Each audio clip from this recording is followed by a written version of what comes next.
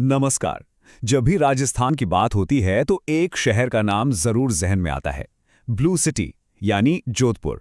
तो आज हम इसी शहर की गलियों में इसके इतिहास की गहराइयों में उतरने वाले हैं। ये वो शहर है जो सिर्फ घूमने के लिए ही नहीं बल्कि हमारे एग्जाम्स के लिए भी समझिए एक खजाना है। तो बस इस सफर की शुरुआत करने से पहले एक छोटी सी गुजारिश, अगर ये कोशिश अच्छी लगे तो हमारे साथ जरूर जुड़िएगा। चलिए अब शुरू करते हैं।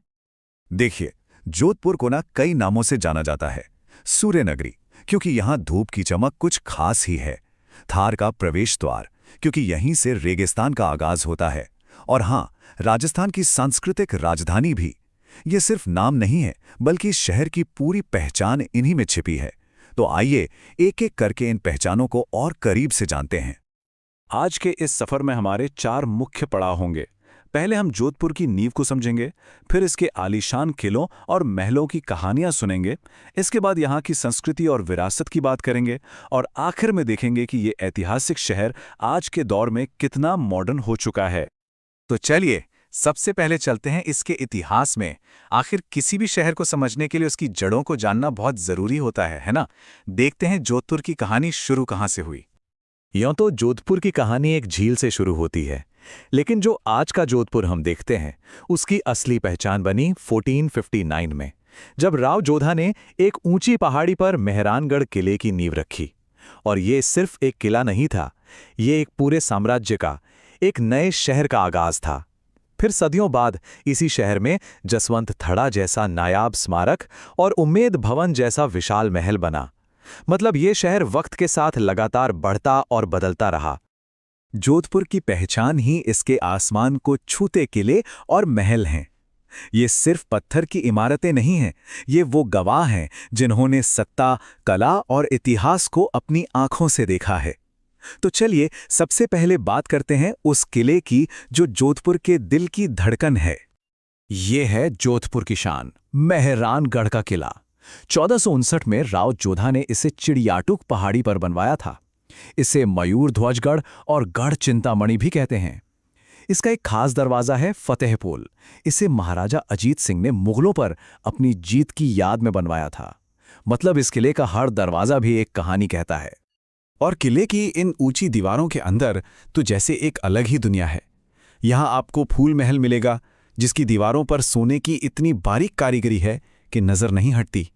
तो वहीं मोती महल है जो अपनी सफेदी से मन मोह लेता है। और हाँ, श्रृंगार चौकी, ये वो ऐतिहासिक जगह है जहां जोधपुर के महाराजाओं का राज तिलक होता था। सोचिए, इसी जगह पर इतिहास बना है। इस किले की ताकत सिर्फ इसकी दीवारें नहीं थीं, बल्कि इसकी तोपें भी थीं। जरा इनके नाम तो सुनिए। किला, शंभू बाण, कड़क बिजली। ये सिर्फ नाम नहीं, ये दुश्मन के दिल में खौफ पैदा करने वाले ऐलान हुआ करते थे। ये तोपें आज भी इस किले की अजेयता की गवाही देती हैं। इस किले की भव्यता इतनी जबरदस्त थी कि मशहूर लेखक रुडयार्ड किपलिंग ने भी इसे देखकर कहा था कि ये इंसानों का काम नहीं लगता, इसे तो शायद परियों और फरिश्तों ने बनाया है। इससे बेहतर तारीफ और क्या हो सकती है। अब बात करते हैं जोधपुर के एक और नगीने की, उम्मेद भवन पैलेस। इसे छित्तर पैलेस भी कहते हैं, पर जानते हैं इसकी सबसे खास बात क्या है? ये आलीशान महल किसी राजा के शौक के लिए नहीं बना था, बल्कि जब अकाल पड़ा था तो हजारों लोगों को रोजगार देने के लिए बनवाया गया था। मतलब ये सिर्फ एक महल नहीं, ये उम्मीद की एक इमारत है। और यह है सफेद संगमरमर से बनी खूबसूरत इमारत जसवंत थड़ा। इसकी खूबसूरती के कारण इसे राजस्थान का ताजमहल भी कहा जाता है। इसे 1899 में महाराजा सरदार सिंह ने अपने पिता की याद में बनवाया था। ये जोधपुर के राज परिवार का एक बेहद शांत और सुंदर स्मृति स्मारक है। देखिए, इमारतें तो किसी भी शहर का शरीर होती हैं, लेकिन उसकी आत्मा, वो तो वहां के लोगों, उनकी कहानियों और उनकी परंपराओं में बसती है। तो चलिए अब जोधपुर की इसी आत्मा से मिलते हैं। स्क्रीन पर ये जो नंबर दिख रहा है 363, ये सिर्फ एक गिनती नहीं है। इस एक नंबर के पीछे त्याग, बलिदान और प्रकृति से बेइंतहा प्यार की एक ऐसी कहानी छुपी है जो आज भी मिसाल है। ये कहानी है खेजड़ली बलिदान की। साल था 1730, जब अमृता देवी बिश्नोई के साथ 363 लोगों ने पेड़ों को कटने से बचाने के लिए अपनी जान दे दी थी। ये सिर्फ एक घटना नहीं, ये दुनिया को पर्यावरण बचाने का एक जीता जागता संदेश है, जिसकी गूंज आज भी खिजड़ली के मेले में सुनाई देती है। अच्छा, गणगौर का त्योहार तो पूरे राजस्थान में मनाया जाता है, पर हर शहर का अपना अलग अंदाज है। जैसे जयपुर में गणगौर की सवाली बहुत मशहूर है, तो वहीं जोधपुर का स्टाइल एकदम अलग है। यहाँ की धींगा बेतेमार प्रसिद्ध है, और यही छोटी छोटी बातें एग्जाम के लिए बहुत जरूरी हो जाती हैं। जोधपुर के आसपास भी संस्कृति के कई खजाने बिखरे हुए हैं। एक तरफ मंडौर है, जो मारवाड़ की पुरानी राजधानी थी और जहां उत्तर भारत का इकलौता रावण मंदिर है, तो दूसरी तरफ है ओसियां, जिसे अपने शानदार मंदिरों की वजह से राजस्थान का भुवनेश्वर कहते हैं। और इन सब के बीच यहाँ का घुड़ला नृत्य इस पूरे इलाके की सांस्कृतिक पहचान को जिंदा रखे हुए हैं। जोधपुर सिर्फ अपने शानदार अतीत में ही नहीं जी रहा, इसने अपनी विरासत को संभालते हुए आज के ज़माने में शिक्षा, कानून और रिसर्च जैसे क्षेत्रों में भी एक नई पहचान बना ली है। चलिए देखते हैं इस शाही शहर का मॉडर्न चेहरा कैसा है। अब देखिए, जोधपुर थार मरुस्थल का प्रवेश द्वार है, तो जाहिर है यहाँ रेगिस्तान पर रिसर्च होना तो बनता ही है। इसीलिए यहाँ काजरी और आफरी जैसे देश के बड़े संस्थान हैं।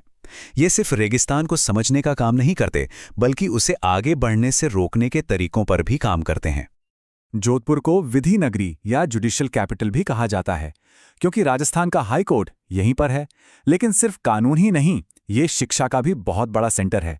चाहे वो राज्य का पहला आयुर्वेद विश्वविद्यालय हो, देश की टॉप लॉ यूनिवर्सिटीज में से एक हो, या फिर पुलिस यूनिवर्सिटी, जोधपुर ने हर क्षेत्र में अपनी एक अलग जगह बनाई है।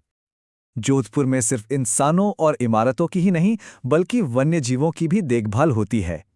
यहाँ भारत का पहला desert botanical garden Machhiya safari park है, धावाडोली अभयारण्य है, जहाँ काले हिरणों को आज़ादी से घूमते देखा जा सकता है, और घुड़ा विश्नोइयाँ तो वन्यजीव संरक्षण का एक जीता जागता उदाहरण है।